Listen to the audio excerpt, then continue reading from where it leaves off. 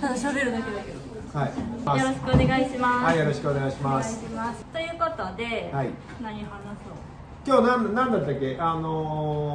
れの話って言ってたよね。インフォームドコンセントじゃなくて、なんだったっけあれ。なんだっけ、セカンドオピニオン。セカンドオピニオンをちゃんと取りましょうというお話で。そう。で、やっぱ諦めが悪い人の方が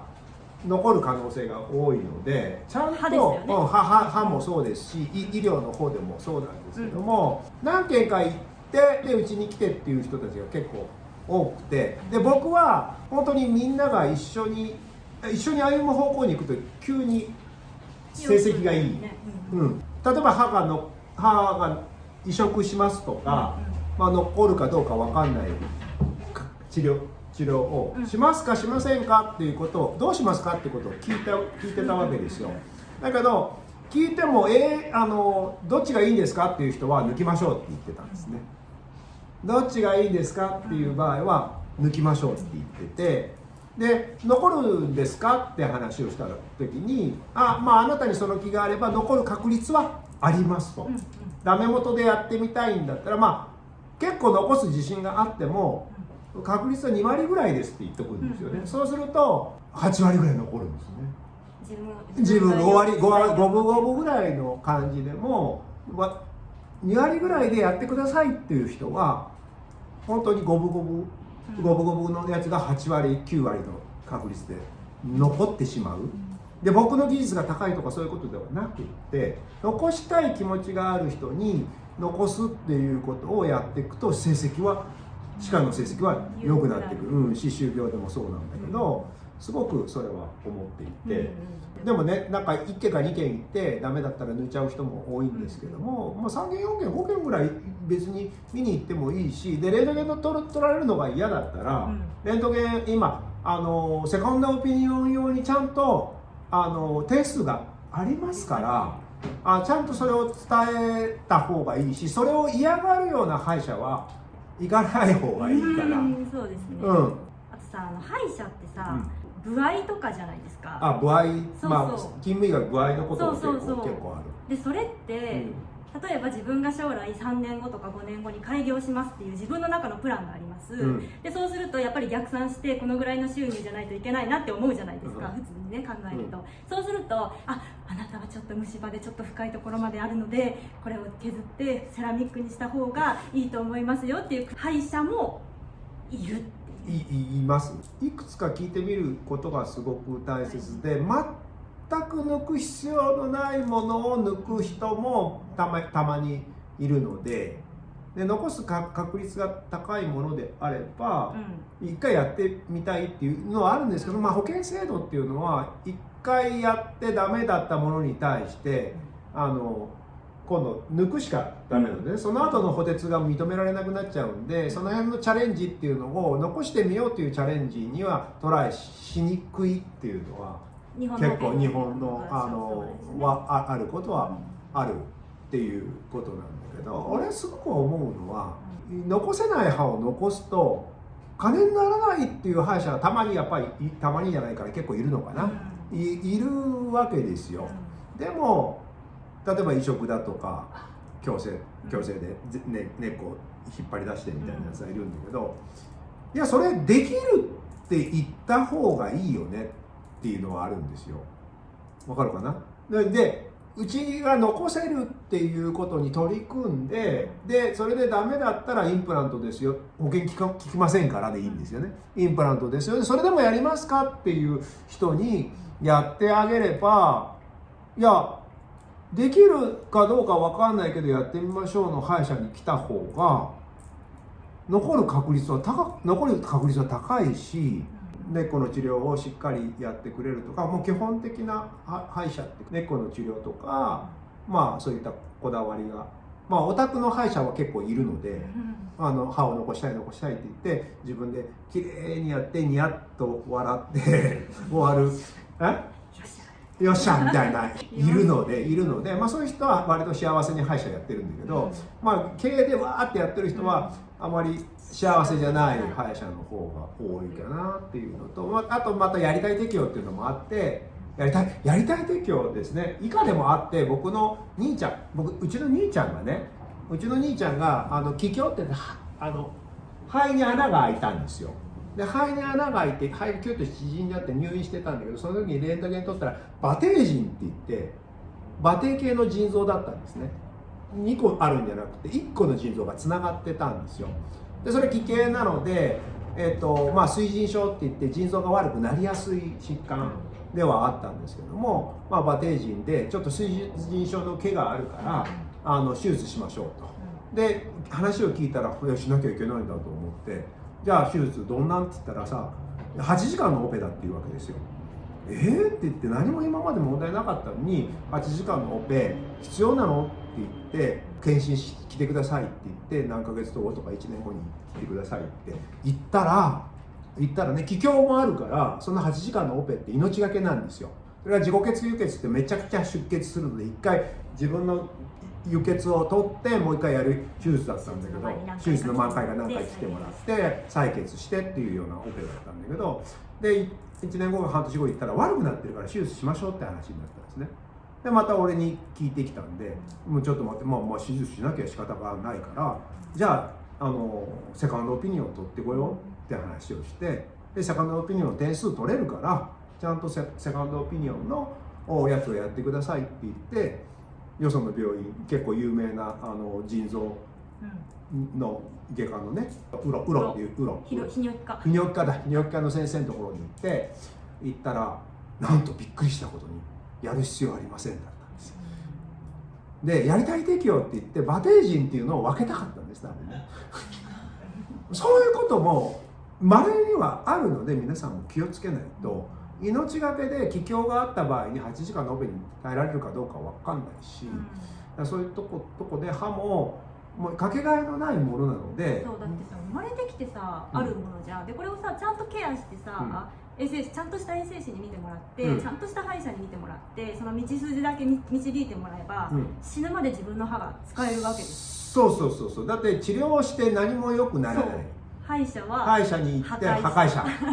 治療して何も良くならないっていうことを皆さん知らなくって、削って埋めたらいいっていうふうに思ってるんですけども、歯はなんて何十キロ何百キロ力がかかるわけですから、歯っていうのは宝石なので、すごく大切なのはケアの部分であってキュアの部分じゃないよってことですね。治療の部分っていうのは全然重要ではなくって、一回悪くなったものっていうのはちゃんと手放してその人が自分でケアできるようになれば、歯っていうのは悪くなる確率っていうのはほとんどなくなるわけなので、そこの部分をしっかりみんなに見ていただく衛生士と付き合っていただきたい。そうですね。本当に。彼女はもともと衛生士だったんで、うちでプライド持ってやってたし、でそこから歯を守るための歯医者になりたいって形で歯医者に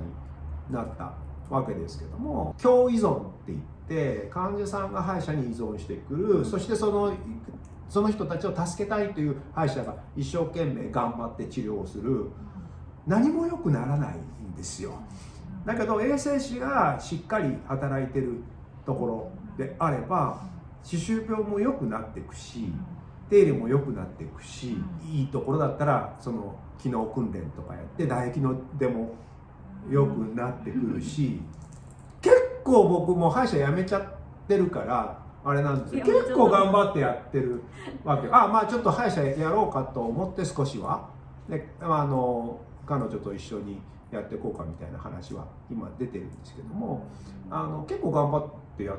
ってって疲れてたんですけど、頑張って普通に笑い声とか入れていただいて大丈夫なんでね大丈夫なんでね、静かにしてって言ったら雑談しないでっていうだけの話であって、ぜひ参加していただければ大丈夫、なんだったら質問していただいても大丈夫な感じなんですけども、うちでやってたの面白かったのは、唾液検査してペーハーが低いんですよ。ペーハーって要するに酸性度が低いので、それで唾液を出すっていうことをやって、あともう一つは面白いのが、歯磨き粉からアリル硫酸ナトリウムって炎症を起こす成分が入ってるので、それは口の中に残ってるとペーハーが低くなる人がいて、で歯磨き粉は原因で口の中がネチョネチョの人がいたっていう。歯磨き粉が原因で炎症が起こって口の中ネチョネチョでプラークだらけで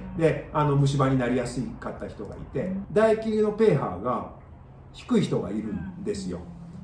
でその人たちに何をやってもらうかっていうと、食後の歯磨き粉をやめてください。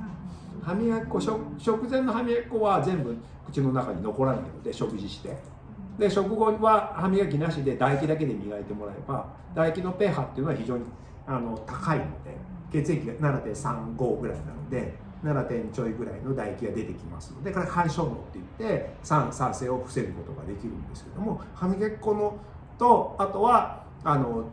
機能訓練って言ってベロをたくさん動かす、それからリンパ系なんかも唾液がたくさん出るようになりますので、そういったことをしていくと干渉能って上がっていくんですね。今干渉能を測るところは結構あるんですけども、その辺のことだったら衛生士でもできるので、そういったことで衛生士メインの開業みたいなのもできると思うし、それを目指して普通に歯医者で開業するっていうことも考えてはいるんですけども、あと歯をきれいにしていくっていう話ですね。ピカピカにしていくっていう、要するにホワイトニングも歯が強くなるっていうホワイトニングだから、研磨剤っていうのもすごく問題があって、研磨剤歯の中に入っている歯磨き粉の中に入っている研磨剤は無水ケイ素って言ってエナメル質と同じ硬さがあるので、エナメル質削ることにもなるわけですよ。無水ケイ素でモースコードっていうのがあるんだけど、いろいろ脳書きが非常にね脳書きが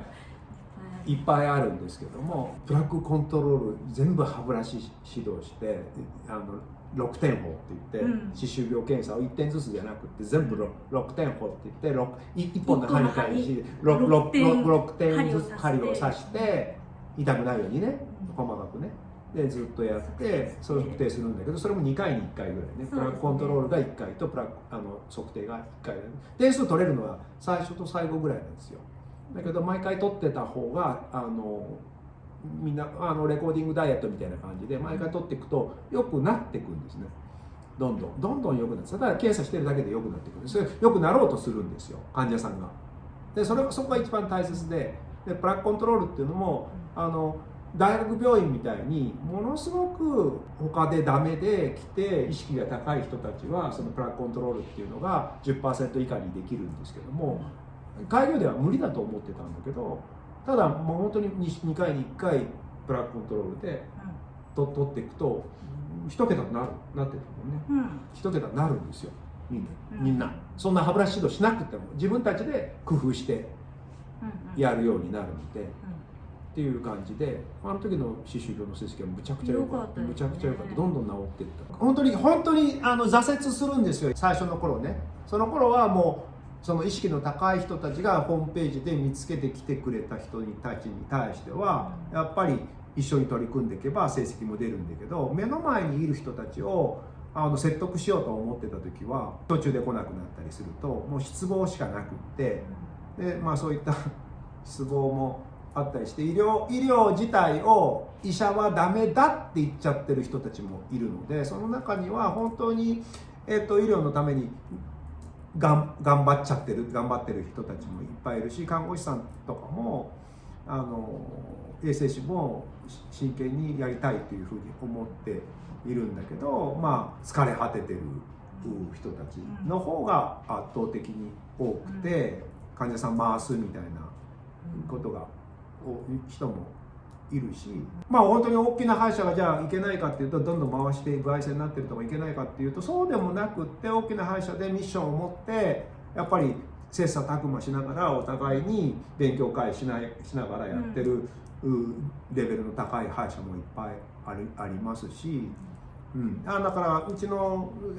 リンパケアなんか受けに来てくれるような歯医者さんっていうのはやっぱり意識が高い人たちが多いし、整体師さんもそうなんですけども、他でやってることじゃないことをうちでやってるので、やっぱり最先端のものに関してちょっと気になるものに対して好奇心を持って来てくれる人たちはやっぱりレベルが高い人が多いですね。多いとは思いますと。歯医者行きにくくない？歯医者行きにくいよね。行きたいと思わないよね。行きたいと思わないよね。歯医者さん嫌いってよく言われる。そうだから僕も嫌いなんですって話でさ。僕も歯医者めっちゃ嫌いです。歯医者嫌いだよね。そう、だからなんかそっからですよね。だからまあ本当に、美の方にやっぱりフォーカスするっていうのはとても、顎関節症、ここが我々のやってることも筋肉を緩めるってことを美の方にフォーカスするっていうのはとてもみんな意識が高くなるので、ホワイトニングっていうのも、まあ一般的なホワイトニングっていうのは割と歯を傷めるですね。要するに氷の表面をこうザラザラにするとすりガラシになるので、そうすると白くなるじゃないですか。なので歯を傷めるんですけども、でもまあ人間の歯っていうのはちゃんと修復されるようにできてて、ザラザラになったものをもう一回修復するとちょっと表面またつるっとするので、だけどまあちょっとそこがあれなんですけども、まあ今僕たちが取り組んでるホワイトニングっていうのは強くなっていく歯がで、プラークもつきにくくなるっていうものがありますので、まあそれこそね、命の入り口、心の出口みたいな話があって、口腔機能っていうのがあって、その口腔機能をいかに高めていくか、機能は高い方がより好ましい状態なので、舌位とかっていうことを、あくまでも私はリンパケアっていうのを今やってて、歯医者自体の治療はやっていないんですけども、やっぱり私のスタンスとしては歯医者のスタンスがメインになっていて、その歯医者からどちらかというと衛生士とかこういった優秀な歯医者さんをサポートできていくことが一番、歯っていう臓器があるわけですよ。その臓器が人工的なものになっていいはずがなくって、宝石なのでパールを削ってセラミック入れようがプラスチック入れようがね、金属なんかやっぱり嫌だし、パールを削ってね、そんなものは偽物に過ぎないわけですから、パールはパールのまんま、パールよりもずっとよく輝くし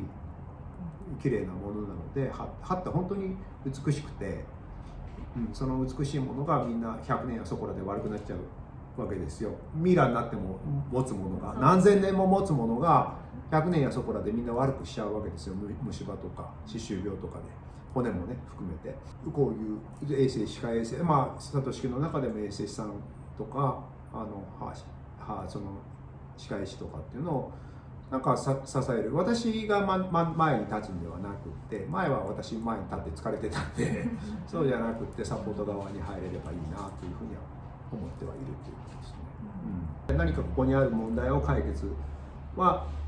逆にしなくていいんじゃないかな、その人の課題なので、その人の方で、治療するんだったら治療すればいいし、本当にそれを残したいっていう人たちを選んでやっていくと、全然